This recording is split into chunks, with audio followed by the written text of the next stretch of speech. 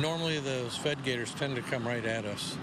That's exactly how nuisance gator trappers were able to reel in this 8-foot gator on Sanibel Island. But they say this gator wasn't actually being a nuisance. This time, humans are to blame. Sanibel police say someone was feeding the gator, which is why they had to remove it.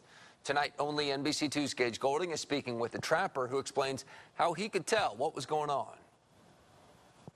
There's really not a whole lot of water where this gator was fished out. Take a look real quick. It's kind of just a small roadside drainage ditch. It's rather what was found in here with the gator that gave it away that somebody was feeding it. Out here on Sanibel, there's not much other than you in nature, especially these days as most homes sit empty. But this past Saturday, there was one thing disrupting that peacefulness. Yeah, that's a big gator. This 8-foot alligator was spotted sitting here in this small roadside drainage ditch, but it wasn't the only thing. There was 3 chickens floating on the water where people had thrown them in. To veteran state contracted nuisance gator trapper Tracy Hansen, that's a telltale sign that someone is feeding this gator. Once you feed an alligator, it's almost like when they see humans, they'll just start coming to them.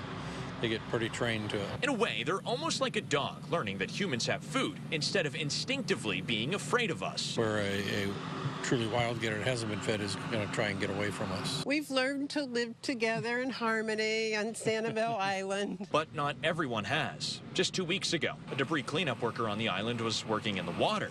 He narrowly escaped serious injury after a gator nipped him in the knee. And back in December, another worker was washing his hands in a pond. He was attacked, the gator grabbing onto the man's arm, seriously injuring him. Usually it's the person's fault. They're in the water or they're right next to it. They're not paying attention. It's also our fault if we're feeding them, which, by the way, is against the law. Well, you might think it's fun. You don't know who's going to come to the water next. You know, if it's a little kid or something that can't get away. So before you even think about tossing a treat to a prehistoric predator, listen to the locals. Absolutely no. Please don't. You know, don't. The gator was taken away to a nearby farm. As for the person who was feeding this gator, Sanibel police haven't said if they're facing any charges yet.